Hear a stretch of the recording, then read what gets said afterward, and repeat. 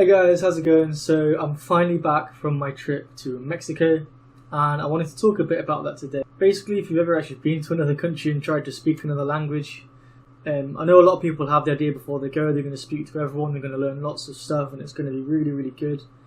But if you've ever actually done it, you know it's probably not going to go exactly as you thought beforehand. It's kind of more of a romantic idea of what it's like. So I wanted to talk a little bit about how to make the most out of your travel if you're travelling to where your target language is spoken. So I'm going to contrast my experience in Mexico with what happened in Hong Kong and China. And then after that I'm going to talk about just how you can generally keep your routine up when you're away and tips for maintaining that and not losing progress. So when I went to Mexico now, the important thing to note is I was with my family, so I was with my parents and my brother, and I was spending all my time with them. So even though when I was travelling around I got to speak Spanish to people in restaurants, shops, stuff like that, it didn't really go anything past that. And 99% of the time, if not more, I was speaking in English because I was with my family. So if I contrast that to my experience in Hong Kong and China, when I went to Hong Kong I was with my girlfriend who spoke Cantonese and was helping me. When I went to China I was completely by myself. And I was using a website called Couchsurfing to find friends and host there and meet up with people there. So that, on the other hand, I was speaking no English whatsoever and just basically completely immersing myself in the language. The idea I want to get across here is it's important who you go with, and I'm not saying you shouldn't go on holiday with your friends or your family or anything like that. It's just if you do, I'd keep in mind that it may not be the best for your language study and that you might not get as much out of it as you may have hoped. On top of that then, I wanted to talk about what I did in Hong Kong and China that I thought went really well. And that was basically, I set myself up for success beforehand. So I went on a website called couchsurfing.com, and I'll leave a link in the description. And it's basically for a network for travellers, but what you can actually do is you can search for hosts to stay with and you can filter by the language they speak. So by doing that, I basically was only staying with locals when I was there. I made sure I got into contact with a few people beforehand and made sure I had groups of people and groups of friends to hang out with when I was there. So that way, when I did go, all I could do was just chat and socialise and engage with my friends when I was there. And the other important point to note is that I already had a very high level in Cantonese by the time I went to China. Well, Hong Kong maybe not so much, but when I went to China it was pretty high. So that means I could function in a social group and I could just relax and enjoy myself and speak. So another thing to bear in mind is if you're a beginner, then it's, for me at least, it's preferable to practice in a safer environment, something like italki, and I'll leave a link to italki in the description.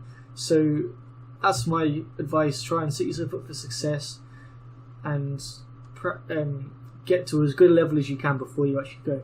So the other thing I wanted to talk about a little bit is how to keep a good routine when you're travelling. So I think this kind of depends on your plans, because depending on what the sort of holiday is, if you're the one driving or not, if you are driving and spending a lot of time travelling around, then it's going to generally be different things. But what I would try to suggest is, as a general rule of thumb, two things is, one, if you can, do it in the morning, first thing as you get up, maybe get up a bit early if you can, and try to do anything, even if it's just half an hour. And that way you can at least get something consistent in every day. And the second thing I want to say is make sure to use your dead time or travel time or whatever you may have. So if, like me in Mexico, we were staying in Playa del Carmen, which is kind of near Cancun, and a lot of the places we went to visit, like cenotes and other stuff, Rio Sorpresa and things like that, was quite a far journey for us, and it was maybe like some of the journeys were 30-40 minutes there and back. So if you're going to be doing that, then you want to be having stuff you can study portably. So I had all of my lessons on link. I made sure to download it and have them with me on my phone so I could take them with audio and everything with me wherever I went. And I also, if you're in the language if you're in the country where your target language is spoken, you can, if you have Netflix, you can download a bunch of TV to watch on your phone. You can take headphones with you, so that way you can make sure you, for all of your commute time, you're immersing and you're either reading something on link and spending time with the language. If you're using something like Anki, again, the thing is, on holiday there's tends to be a lot of pockets of dead time, so 5 minutes throughout the day here and there, and I just focus on doing my flashcards in those sort of times. And I wouldn't really add anything new. So that's it. I'd focus most of my time on reading and immersing as much as possible, and if I did get an opportunity to speak, I would, but seeing as I was with my family, I was speaking English most of the time. So that's it for today.